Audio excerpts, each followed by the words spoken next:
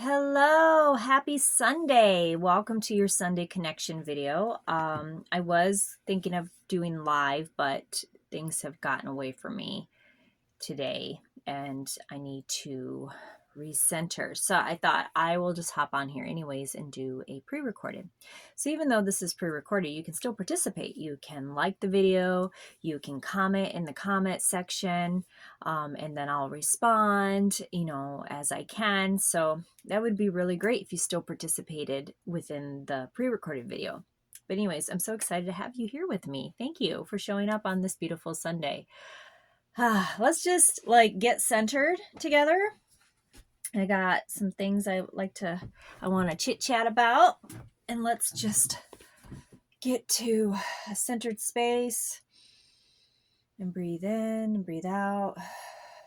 And then if you place your hands like this right here by your belly button, and we're going to bring our one arm around and come up and come down the center, and then do the same. That balances your right and left sides of your brain and just brings you back to balance. Okay. Let's do some smudging real quick. I love going live with you guys and chit-chatting in real time, but also doing it like this for me, with having a brain injury and other things that I experience. I enjoy doing the pre-recorded videos because I don't feel rushed. Like I can just take my time. And for some reason, when I do the lives, I feel a little bit rushed. It's nobody's fault. It just is what it is. But that's okay. I'm working on that because I still want to show up for lives for you and me so we can connect in real time. So, and just know, whatever day you're watching this, even if it's not on a Sunday, the message is still for you and it's still a good message. Okay, so grab some coffee or drink, or just maybe you just have some water. That's okay. I got this. Look at this cute coffee cup. Look at that. I was actually gifted that. Look at that. It's super cute. So I'm going to enjoy my coffee. So how's your week been? Mine's been good. It's actually been pretty good. There's some things I've been doing to help the week along. Well, I went to the doctor, and it's a new doctor. It's a GI doctors for digestion, things like that. And that went really good. And I really like her because she's willing to work with the fact that I don't want to take medication. No pharmaceuticals for me. At this point in my life, I'm going to be 48 years old next week on July 4th. That's my birthday. Happy birthday to me. I'm so excited. So if you're watching this, July 4th, 2024 is when this was that's when my birthday is. I'll be 48 years old. And I am so excited for that birthday. I feel like it's just going to be a great birthday. I feel so well-rounded at this point in my life at 48. And my son shares my birthday with me. Can you believe it? He's going to be 26. I cannot believe I have a 26-year-old son. Oh my goodness. He's going to come over and we're going to hang out. We're going to do a birthday ritual together. We always hang out together on our birthday. And I got some presents for him. So excited. And we're going to do cake. And what else are we going to do? I'm going to see if I can talk him into doing an interview. He's done one before. It's been a minute. So I'd like to do an interview with him on my YouTube channel. He's very insightful. He inspires me. I'm just so amazed by him. And he has such a kind heart. And so we're both Cancerians, which makes it very interesting. But it's been just a beautiful journey, sharing my birthday with him for the last 26 years. It's just been great. Anyways, back to the doctor. Yes, went to the doctor. I really like her. I like the fact that she respects that I don't want to use pharmaceuticals as much as I can, and she's willing to work with my holistic doctor that I got, which I start with her Monday, tomorrow. Super excited about that, and I'm sure next week I'll tell you about that. But yes, the new GI doctor, she listened, she like just really took her time, and I really appreciate that when doctors do that, because that means a lot. It does. And she helped ease my mind on some things, and we set some future things up, some future testing that we're going to do. But other than that, she says I'm doing great compared to everything that I got going on. She says, you're doing great. And I'm like, that's great. That doesn't take away my challenges, but it does make me feel good to know that I am doing all that I can do in my life at this point, to be the healthiest I can be, body, mind, spirit. So I am just very thankful for that confirmation. Thank you for that, right? Confirmation is so important. So anyways, what do I have? Oh, announcements. Did you know that I offer a free long distance Reiki and chakra healing every month? And I do that in my own time. I'll sit and do healing, and I throw people's names in there, and I put energy in there, and I just send it out. And I pick a day just depending on my schedule. My next one's coming up in July. And all you got to do is you go to my website, and there is one of the tabs. If you click on one of the tabs, check out the whole website. I think you're going to like it. But if you go to one of the tabs, it's going to say on there to sign up for my Reiki and chakra healings. Click here for more information, and then you can also send me an email saying that you would like to, through there, there's a section there, you can send me an email, tell me that you want to be included in that list every month, and I will just throw you in there. You don't need to tell me your condition, you don't need to tell me what's going on. I just need that confirmation that you would like to be included in that. So go to my website, www.crystallafay.com. I'll throw the link on with this video, and say that you would like my free Reiki long distance chakra healing. And I do that once a month, and I send that energy out. And I won't send out a notification telling you it's being done. I like to do this organically, but feel free to message me and tell me if you felt something that month on a specific day. Like all of a sudden you felt really good. That would be great. Your experience with that. But yeah, so that's free. I offer that once a month for that. So there's that. And what else? What else we got going on in Crystal Lafay world? Not much, which is a good thing, right? Still taking a step back from not so much I'm still going on social media when I feel like it. I have taken a step back from my phone more often, and I've also not I don't do a lot of scrolling anymore. I just hop on, do what I need to do, check people, see how everybody's doing, and then I hop off, which is fine. It helps my energy levels.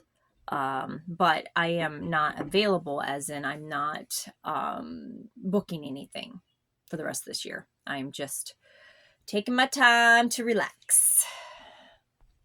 And I don't know about you, but one of the most challenging things that I've had to come across in this last 6 years journey of healing in life in general is slowing down and doing nothing, right? We always feel like we have to be doing something. I know I do. I'm like, I always got to be doing something, And I think that when we're younger, we're doing things because we're living our lives, right? A lot of us have young kids, things like that, jobs, careers. We're trying to make our way in the world, or we're in school or just anything like that. So we're go with that. And then as we get older, I've noticed this in people in my own life that they've gotten older, they've gotten busier. They've retired, but they're still busy, constantly busy every day doing something. And I think that comes a lot from just the idea of getting older and that fear of, oh my gosh, we're coming to the end of our life and we need to keep busy, to keep active. So we're not thinking about that. And then, you've got us in the middle that I'm in the middle. really. I feel like I'm in the middle of my life. And I've learned, though, with this healing, just to even just be happy in my life and find peace, I've had to slow down. I've had to slow down, sit with myself, sit with things that were uncomfortable, just really honor myself and honor my energy levels. And with having a brain injury, it's been very interesting because I still have all these things that I want to do on a regular basis, all these things to be busy and to keep active and to be constructive. I have all these things. And then plus I also have ADHD. So you add that into the mix. That's really interesting. And then autism. It's like, I'm like this big batch of weird soup with all these different ingredients within me. And I'm trying to figure out like which direction do I go?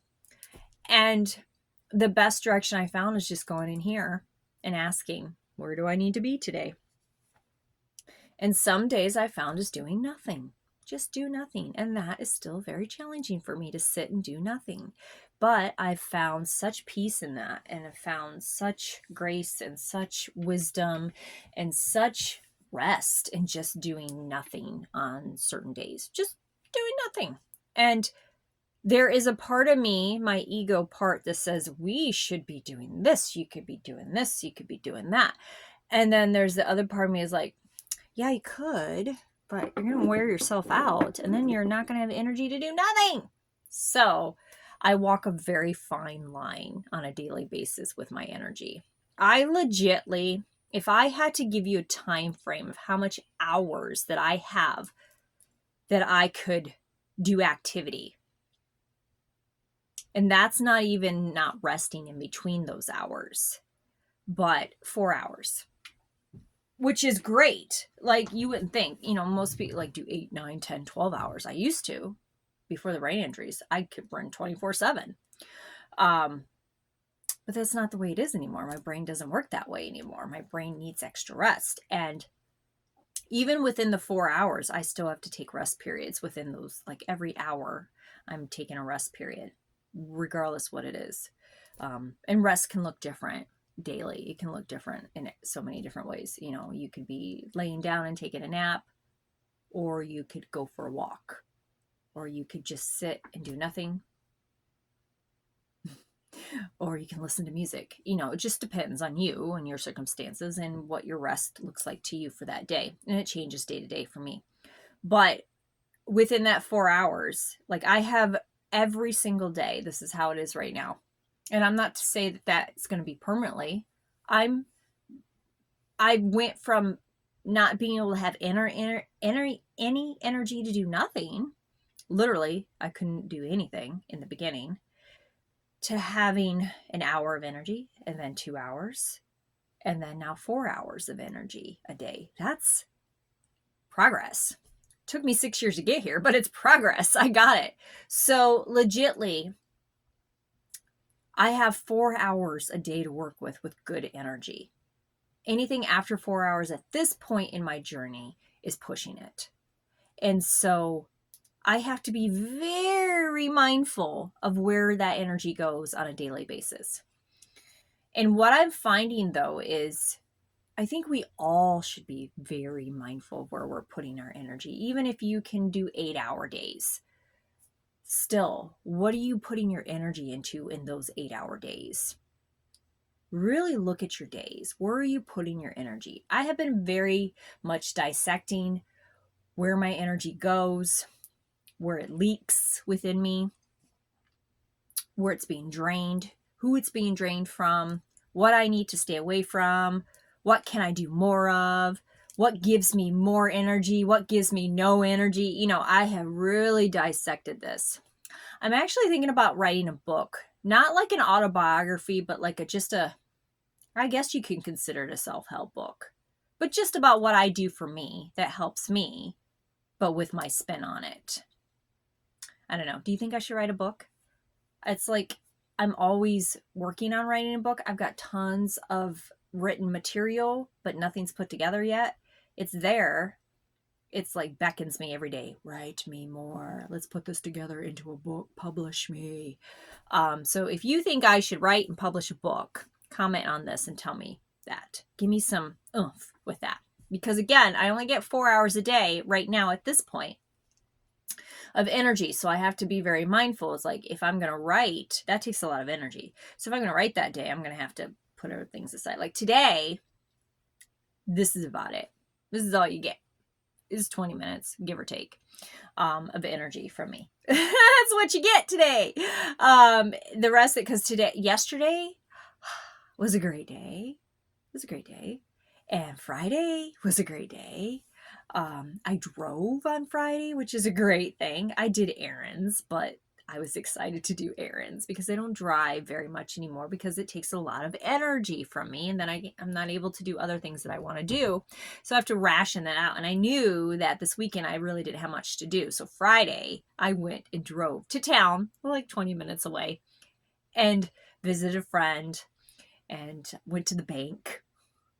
And you wouldn't think that that's a big deal, but it is for someone who isn't able to do that on a regular basis. Just to drive to the bank by yourself and do your banking, that's huge. That's really huge. I'm proud of myself for that.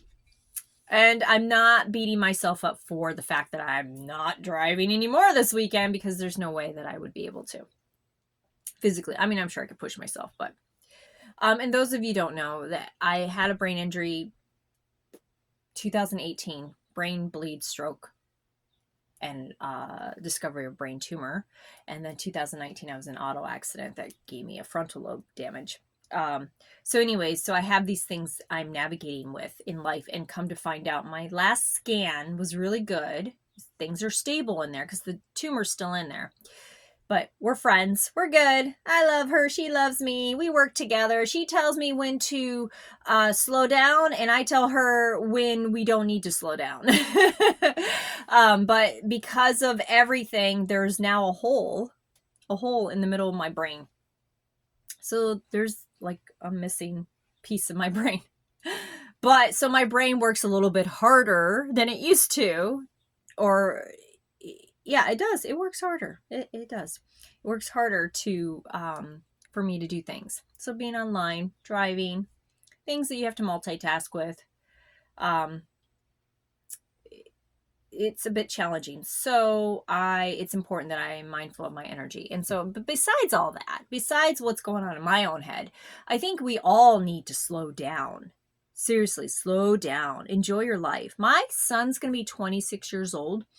I didn't have a slow time with him as a child. I was busy working, living my own life and trying to figure things out and, raising him and all this stuff. But now that I look back, I really, really wish, and I don't normally wish for things from the past because it's done, it's over, you move forward. And I'm glad that I have the relationship with him now. We have a great time together. And when we're together, we spend that time together.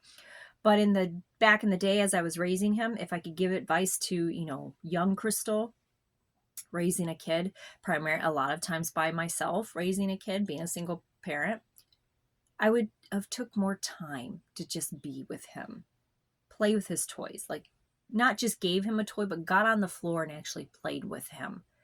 I would have took more time. Looking back at 48, having a 26-year-old son, I just would have took more time. I would have sat on the floor with him and played with his toys. That's what I would have done. But that's okay. It is where it is at this point, and we have a great relationship, and we take the time now to spend together, and I am so grateful for that. So, anyways, before I get hopped off here, one thing that I did this week that I'm pretty proud of is I set a boundary. How are you with setting boundaries with people? Is it easy for you? Is it challenging for you? For me, it depends on the person. Like, I can set boundaries with my husband all day long. I'm not worried about that. I can set boundaries with myself all day long. I can set boundaries with my best friend all day long. But other people in my life, it's a little bit more challenging. And I'm still dissecting all that. But this week, I actually set a boundary with someone, and it was great. She was trying to tell me something about health that I was not interested in hearing, wasn't going to be positive, and I knew that ahead of time because I know this person, and they're not very positive about health. And so I just went, as she's about to say something, I go, nope. And I say to her, and she kind of looks at me, and I said, nope, I can't hear that right now. Nope, sorry. I can't listen to that. And she just went, and I literally said that to her. It surprised me. It surprised her, but it felt great. And then we switched the subject. I switched the subject. I just went, nope, I can't listen to that right now. And I just went, and I talked about something else. And it worked. And I tell you, when you do that to people, because I've done it to other people like in the past here and there, this specific person's been a little bit more challenging for me, but now I'm doing it.